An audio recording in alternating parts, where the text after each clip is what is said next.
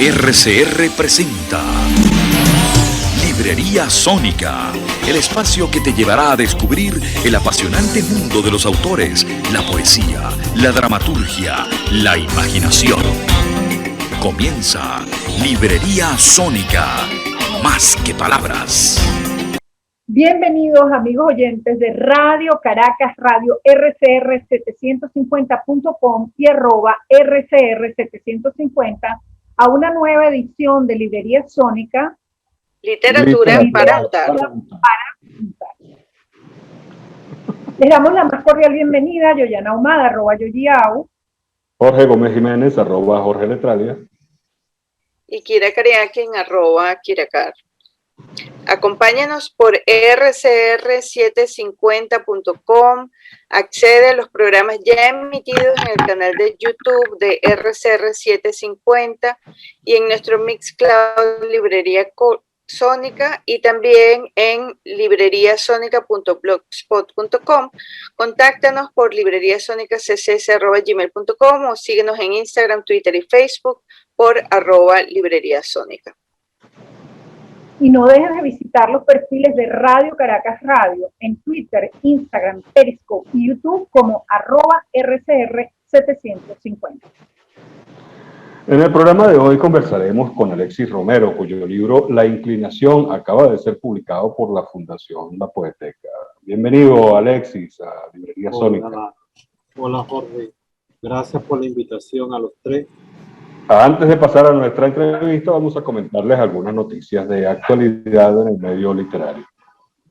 Bueno, queríamos compartir con nuestros oyentes y nuestros espectadores de Librería Sónica la entrega del premio Edgar Allan Poe, más conocido como el premio Edgar, que es un reconocimiento, un galardón que se entrega en los Estados Unidos desde 1954 para reconocer la obra más destacada del año en el género de novela negra y misterio. Este año 2021, el premio Edgar Allan Poe ha recaído en la autora india Deepa Anna con su novela Los detectives de la línea morada. Este galardón lo han recibido antes que Deepa Anna autores como Raymond Chandler y John le Carré. La autora Anna Para creció en Kerala, el sur de la India, y trabajó como periodista en ciudades como Bombay y Nueva Delhi. Es conocida por un amplio trabajo en investigación sobre derechos humanos y el impacto de la violencia religiosa en la educación y los niños. Esperemos poder tener su obra pronto.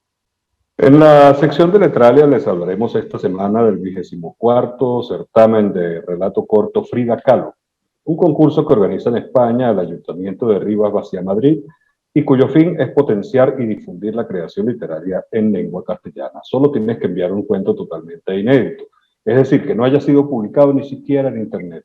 Y la extensión debe ser de 6 a 12 páginas. Hay un primer premio de 1.500 euros y un accessit de 500 euros. Lo mejor es que puedes participar por Internet subiendo tu cuento a un servidor dispuesto por los organizadores y tienes hasta el 21 de junio. Si quieres enterarte de todas las bases, entra ya a la sección de concursos de nuestro portal en letralia.com. Te recordamos que Letralia es desde 1996 la revista de los escritores de habla hispana. Para publicar con nosotros, entra a nuestro portal en letralia.com. Estamos en Facebook y Twitter como Letralia y en Instagram como Revista Letralia. Y como ya saben, hoy en nuestra edición de Librería Sónica vamos a conversar con Alexis Romero a propósito de la reciente publicación de su poemario La Inclinación. Un autor que se reafirma en una poesía fina y de profundos sentidos en este libro publicado por La Poeteca en su colección Contestaciones, un libro sobre el que escribe Roberto Martínez Panrich. Abro comillas, la inocencia admirada o perdida, la humildad que se busca o se quiere defender, lo frágil que ensaya permanencia, son algunos de los movimientos que, esbozando casi una ética, sostienen la inclinación. Nacido en San Félix, Estado Bolívar, en 1966, Alexis es licenciado en Ciencias Pedagógicas por la Universidad Católica Andrés Bello, donde también realizó estudios de maestría en Filosofía de la Práctica y ejerció la docencia en las cátedras de Ética, Filosofía de la Educación, teoría de la argumentación, lógica, evaluación educativa y gestión del conocimiento. Su libro Los tallos de los falsos equilibrios obtuvo en el año 2000 el Premio Internacional de Poesía de la 13ª Bienal José Antonio Ramos Sucre y con la inclinación fue finalista del 16º Premio Transgenérico de la Fundación para la Cultura Urbana en el 2016. Además ha publicado Lo inútil del día en el 95, Santuario del Verbo 96, Que nadie me pida que lo ame en 1997, Gestos mayores 1997, Los pájaros de la fractura 1999, Cuaderno de mujer 2002, Demolición de los días 2008, La respuesta de los techos 2008 y Escribo para ser perdonado 2012. Sus poemas han sido incluidos en antologías de la poesía hispanoamericana y traducidos al inglés, al francés, al portugués, al italiano, al coreano y al ruso. Alexis se encuentra en estos momentos residenciado en Buenos Aires. Alexis, un gusto tenerte en Librería Sónica para que hablemos de este libro, La inclinación, con el que, bueno, regresas a las páginas, incluso impresas, porque ahora hay que hacer la distinción, ¿no?, entre lo digital y lo impreso. Este libro tiene las dos versiones. Sí, sí. Bueno, tiempo bastante aliado con respecto a las gestiones editoriales para publicar mis libros. Durante ese tiempo he estado escribiendo, pero quise darme un tiempo para que los demás libros, en el caso de Los tallos de los falsos equilibrios, Demolición de los días y La respuesta de los techos, tuviesen un lugar y pudiesen respirar tranquilamente. También ya los libros que he estado escribiendo he querido darle su tiempo de reposo y para que muestren lo que no va y muestren lo que sí podría estar entre los lectores. Alexis, decía Adriano González León que cuando todo esto pase, vaya usted a saber a qué se refería con todo esto. Y te plantas, y uno se planta consigo mismo, te plantas consigo mismo, solo queda el lenguaje. Yo percibí en tu libro algo de apocalíptico en medio de la catástrofe civilizatoria de Venezuela, pero además a eso se suma ahora como un fin de un modelo o de varios parámetros de la cultura occidental o como podíamos concebir la vida antes. Queda solo entonces el lenguaje. ¿Cuál es el sentido que para ti tiene en este momento la poesía? Sí, yo no sé si queda el lenguaje. Creo que yo apuesto más porque quede la memoria del asombro, que quede el testimonio de orificios por los cuales podemos continuar respirando, de oxígeno, eso que decía Juan Sánchez Peláez, que quede el oxígeno del relámpago, que quede el oxígeno de la inocencia, y creo que es lo que a la larga nos interesa y a mí me interesa.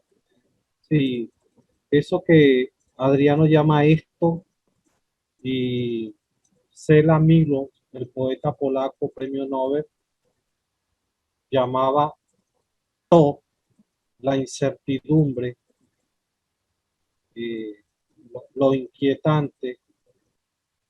A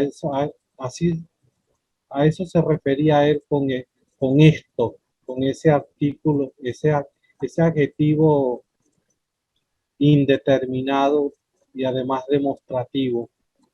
Milo decía que realidades como las nuestras y como las de muchísimos países había que nombrarlas con adjetivos demostrativos indeterminados,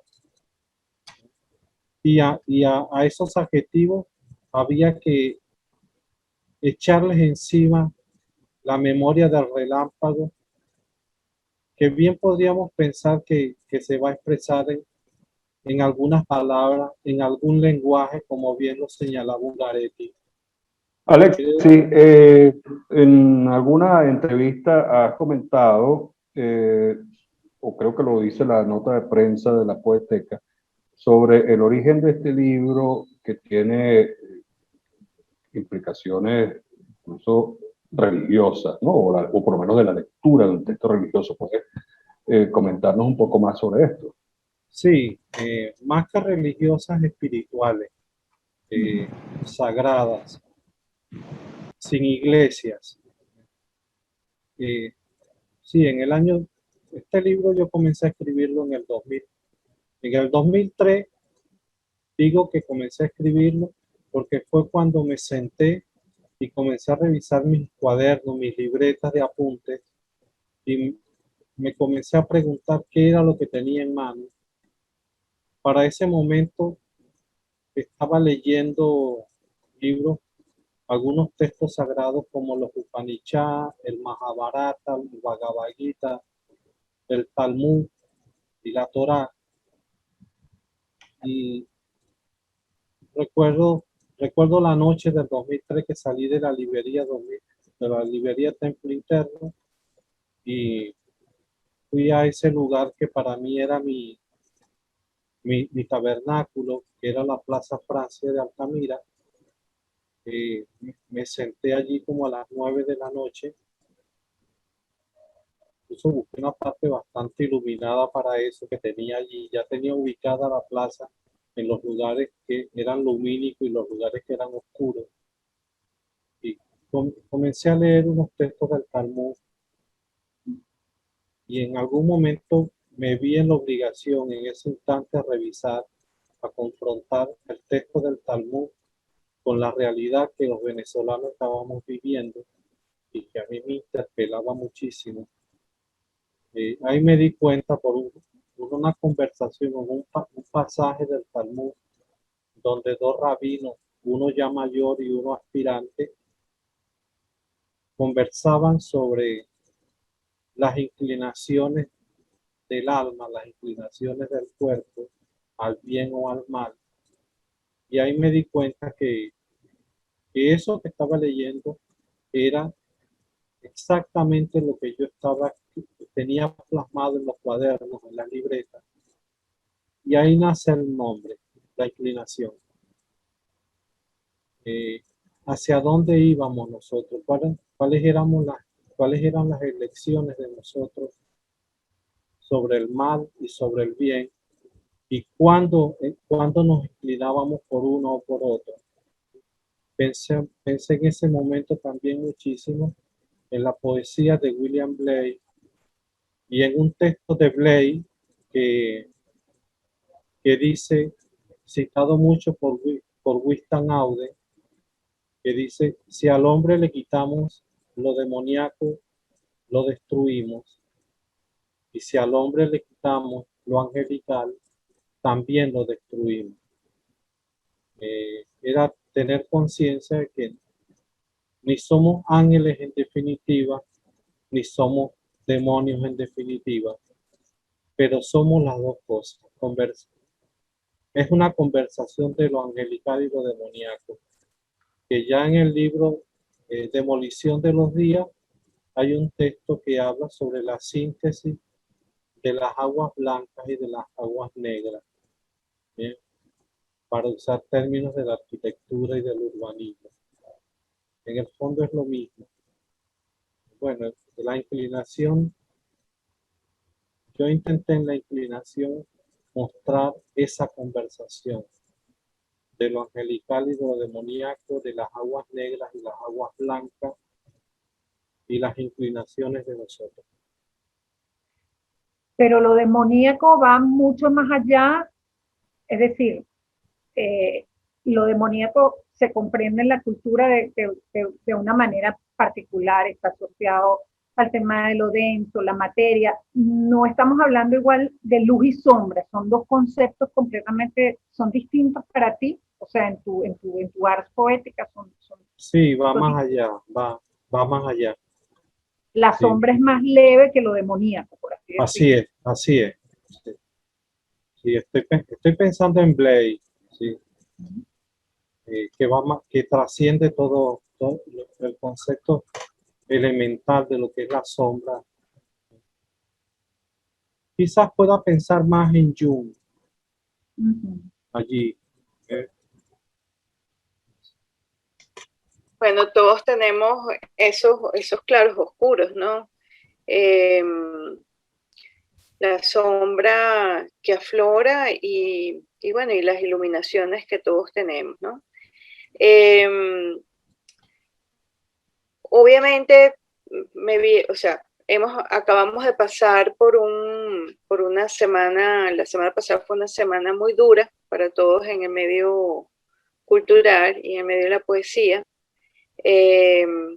Y yo creo que en ese sentido esta reflexión viene a también como aclarar un poco eh, sentimientos en cuanto a nuestra calidad humana, pues a nuestra capacidad como humanos para tener esas dos facetas en nosotros, ¿no? El de la claridad y el de la oscuridad, o el del brillo y la opacidad, ¿no? En ese sentido, eh, eso de las aguas claras y las aguas oscuras, hay un poema tuyo donde justamente hablas de eso, de la clasificación de las aguas. Eh, pues no sé, eh, quizás me gustaría que quizás leyeras ese poema. Sí, con gusto. Clasificación de las aguas.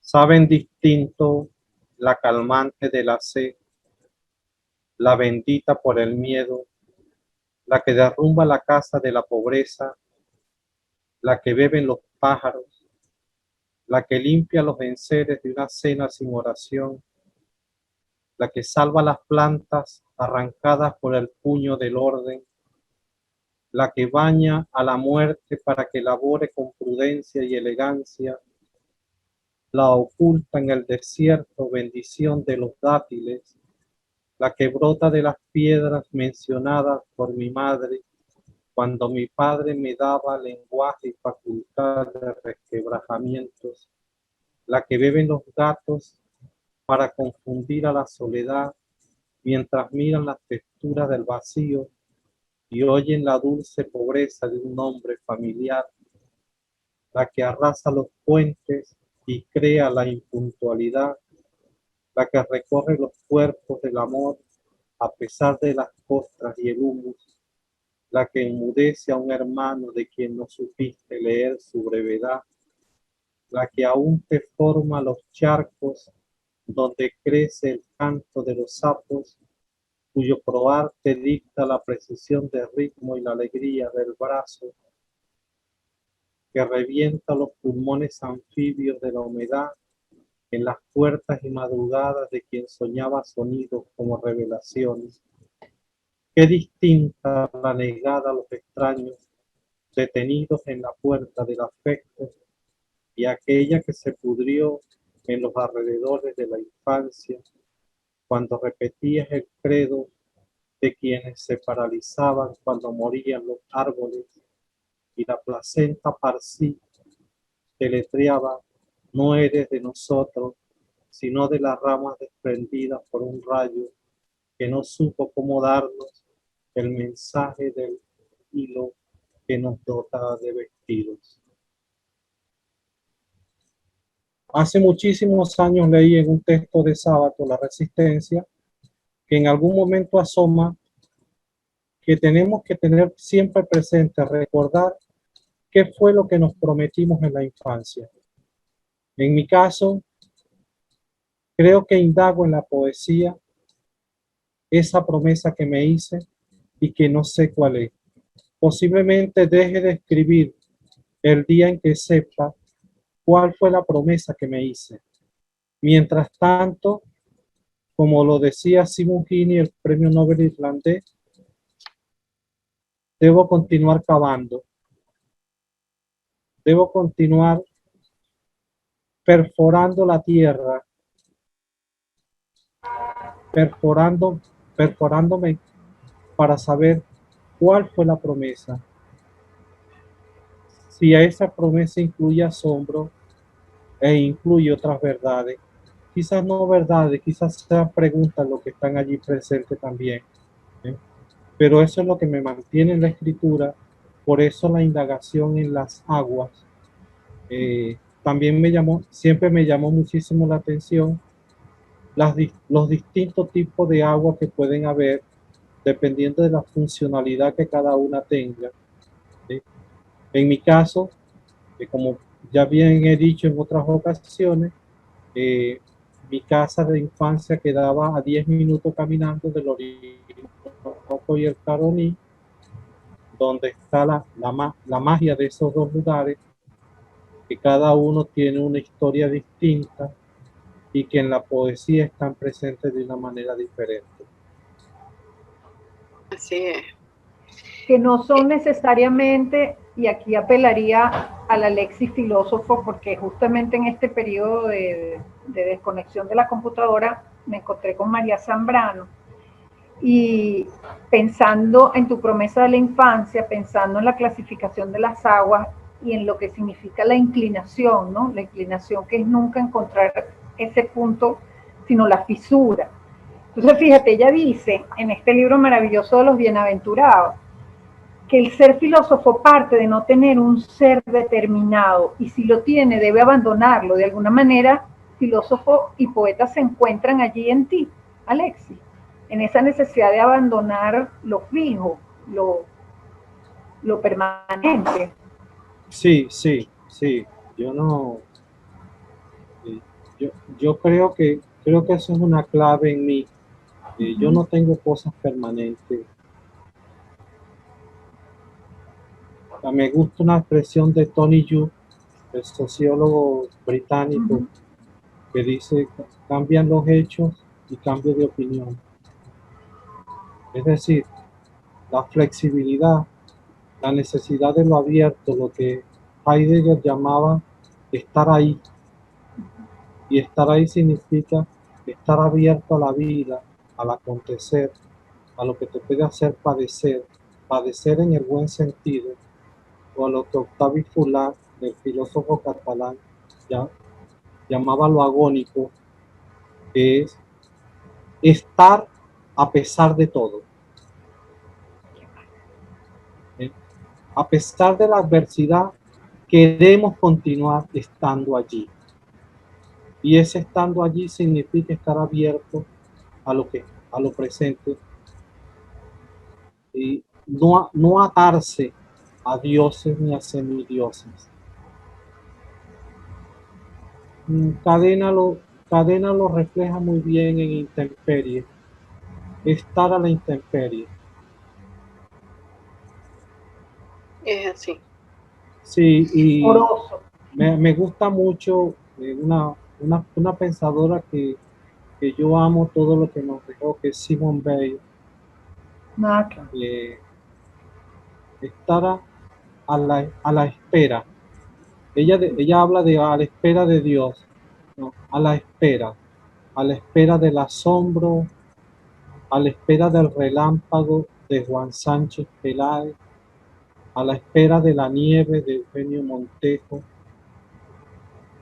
a la espera de lo real de Rafael Cadena. Alexis, ahí, bueno, apartando este tema que es bastante interesante, ¿no? El asunto de cómo te preparas para escribir poesía, de dónde están esas fuentes en las que tú investigas para escribir poesía. Veo también una preocupación por el tema de la muerte. Incluso en uno de los poemas, Excitación, dices: te encantaban los dos cuerpos, el de mi padre, el de mi madre. Te excitas con ambos, pequeña muerte. Sí,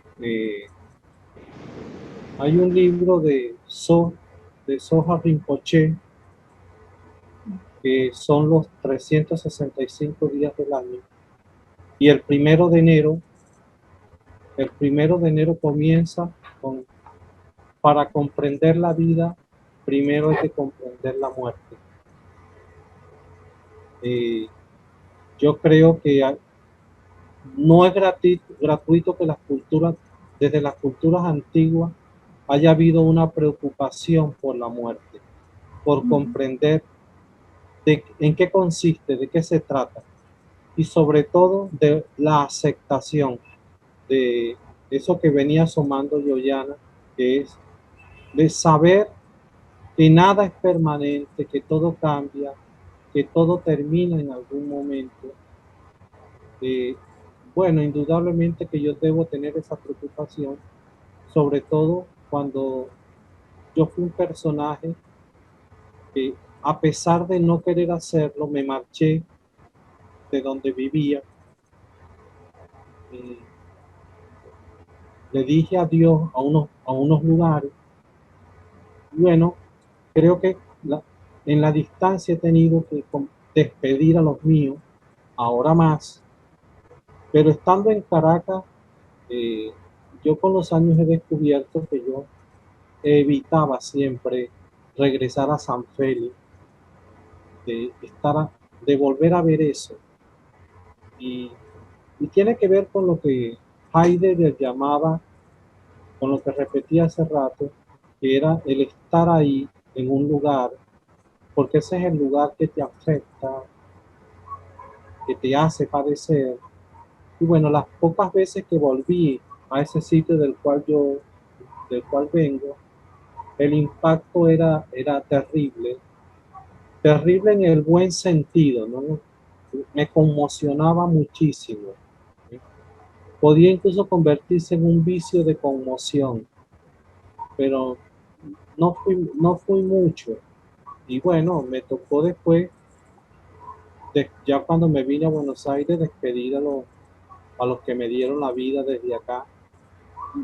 Y bueno, eso me llevó a preocupaciones, a las preocupaciones permanentes. Anoche hablaba con ese que es mi hermano y amigo, que es Arturo Gutiérrez Plaza, y hablábamos de Eugenio Montejo y su preocupación permanente por la muerte.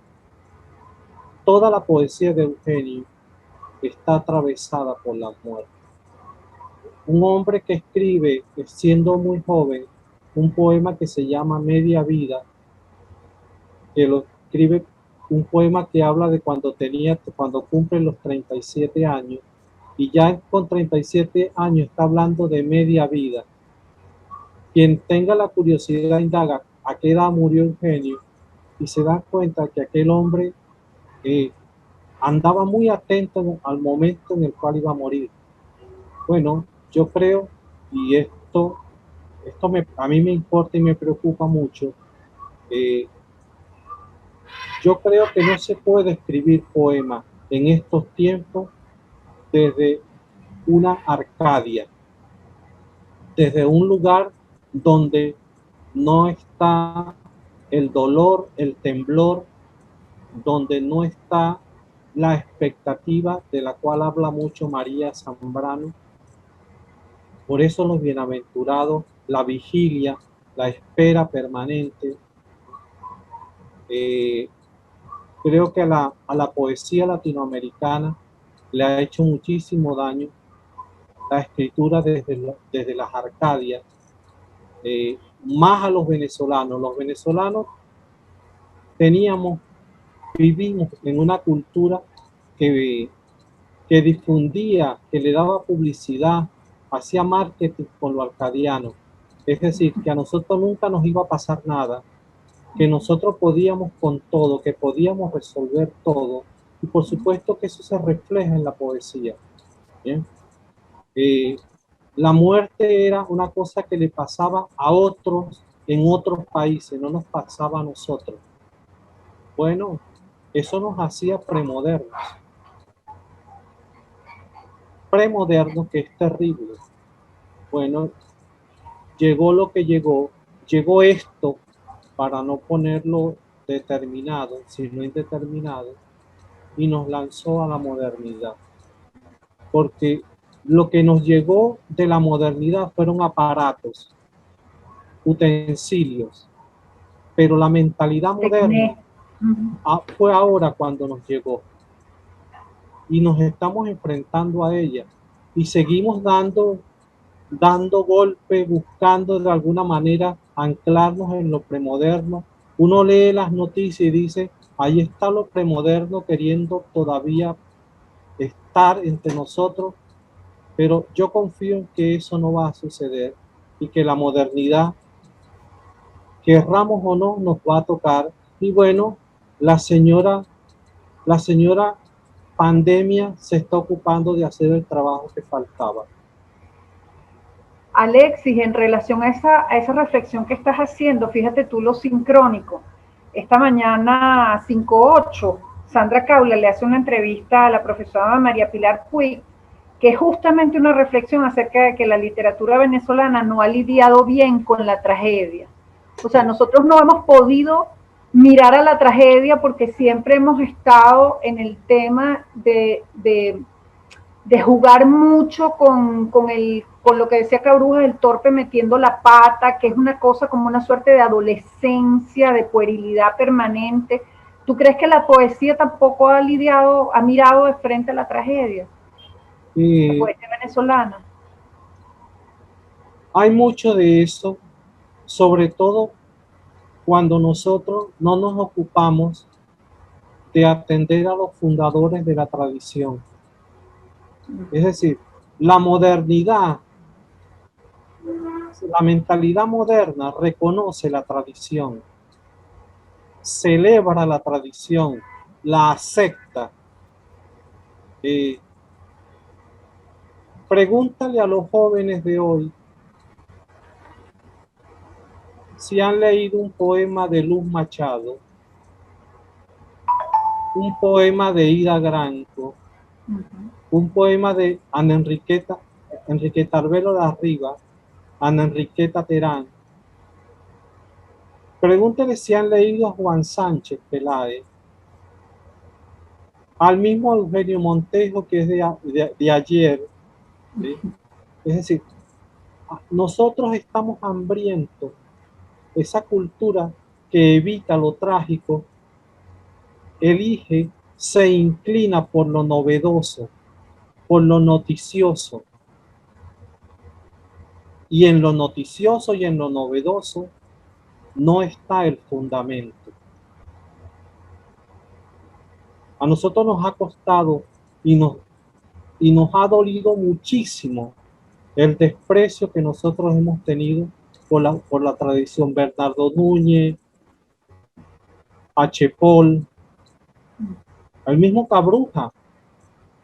Pregúntale a los jóvenes, pregúntale en las escuelas de letras, en las universidades, ¿cuántas cátedras hay para estudiar el pensamiento de Cabruja? ¿Sí? ¿De qué manera, con qué pasión nosotros mostramos la herencia intelectual de Cabruja? Y nos vamos a topar con una realidad aterradora, porque pareciera que queremos refundar la república desde la nada, desde lo noticioso, desde lo que ocupa el máximo lugar de preferencia en las redes sociales. Bueno, desde allí no vamos a hacer ningún lugar. Desde ahí la poesía no tiene ningún lugar. Y no se trata de estar leyendo las hazañas de Simón Bolívar, de Páez. No. Era más fácil para nosotros tener un poco de ídolos militares que de ídolos civiles, porque lo civil nos obliga a buscar fundamento, a buscar tradición. Lo militar nos funda tradición.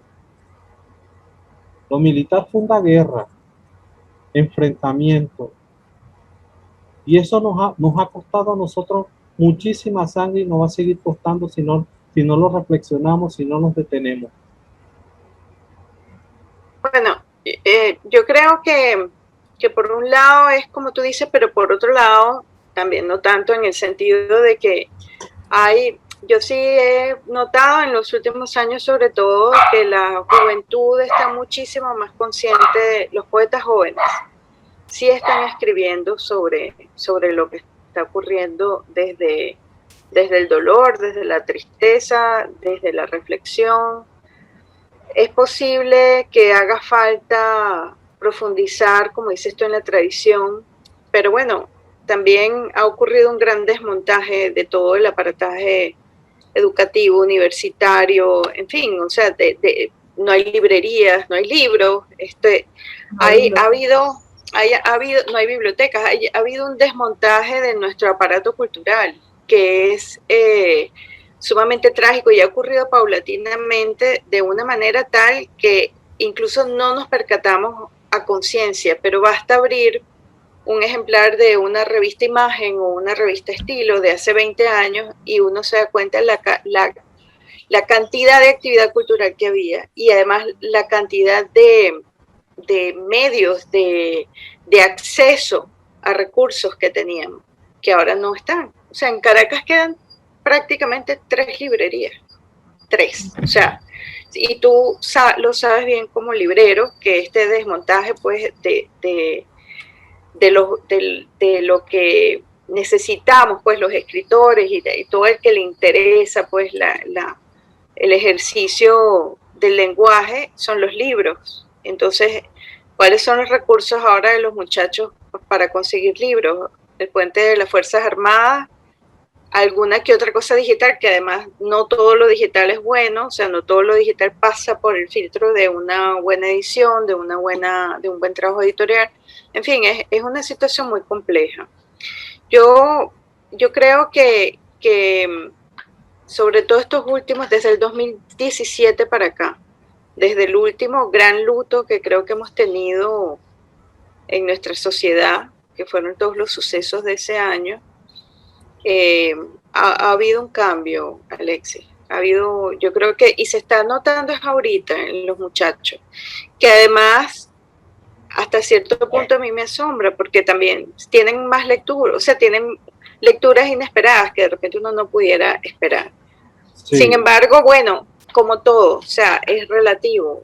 Por un lado hay cosas que están sucediendo, el trabajo de la poeteca, los talleres que hacen, la biblioteca que está ahí a la disposición de quien quiera ir, el esfuerzo que hacen por conseguir libros, por hacer actividades de formación y de difusión. Pero por otro lado, pues está el desmontaje, pues cada mes se cierra una librería, hay menos libros por red, surgen iniciativas digitales que no están orientadas a la construcción de una literatura, sino a una cosa del momento, y tenemos, bueno, los Instapoets, los poetas instantáneos de Instagram, que son como pensamientos de tarjeta de Hallmark. En fin, la situación es como muy compleja. Pero yo quería ir hacia tu estadía en Buenos Aires, en Argentina. ¿Cómo te ha influido eso en lo que has hecho desde que llegaste allá ahora?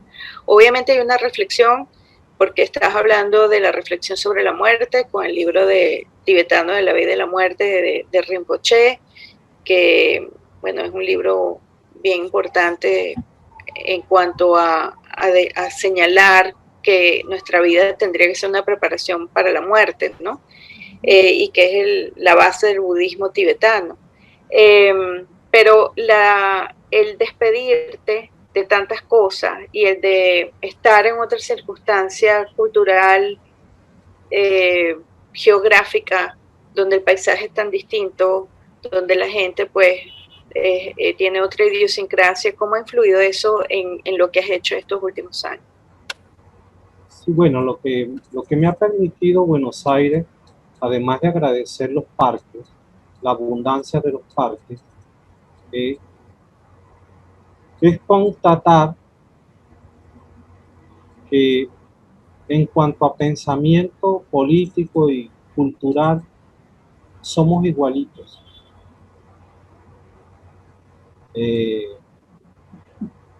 Con las mismas inclinaciones, indudablemente que aquí hay una marca más europea que en Venezuela y que en algunos otros países latinoamericanos. Argentina es un país que se siente, que sus habitantes se miran es hacia Europa, hacia Francia sobre todo. Es la mirada que tienen. No tienen una mirada pro Norteamérica, al contrario. Y eso quizás se deba a toda la inmigración que han tenido. ¿Y qué fue lo que prevaleció acá? Aquí es una especie de joyita de la investigación antropológica, que en algún lugar de Santa Fe llegaron unos negros.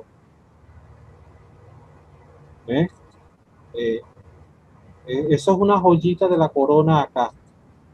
Es una cosa exquisita, exótica, que en algún momento allí hubo una cantidad de negros esclavos y que dejaron huellas de cerámica y que se está investigando sobre eso. Bueno, eso para nosotros es lugar común, absolutamente. Bueno, porque ellos tienen otras influencias, lo cual los hace ver la vida de otra manera.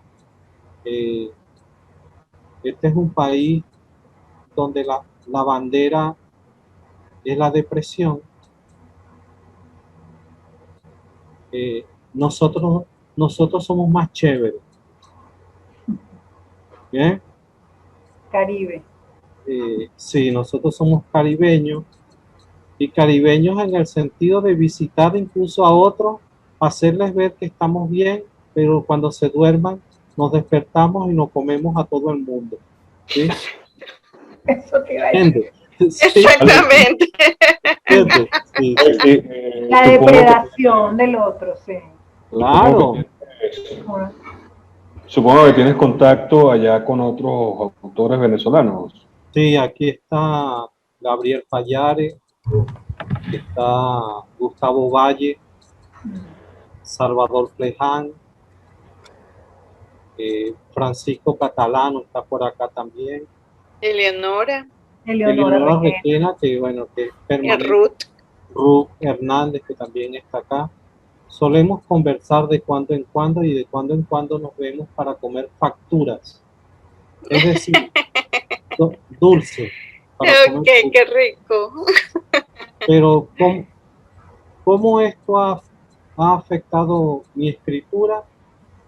Todavía no sé qué responder a eso, porque lo que estoy trabajando ya no se circunscribe a lo estrictamente venezolano ni a lo estrictamente porteño argentino. Tengo rato mirándonos con la condición humana, de aquí o de cualquier lugar.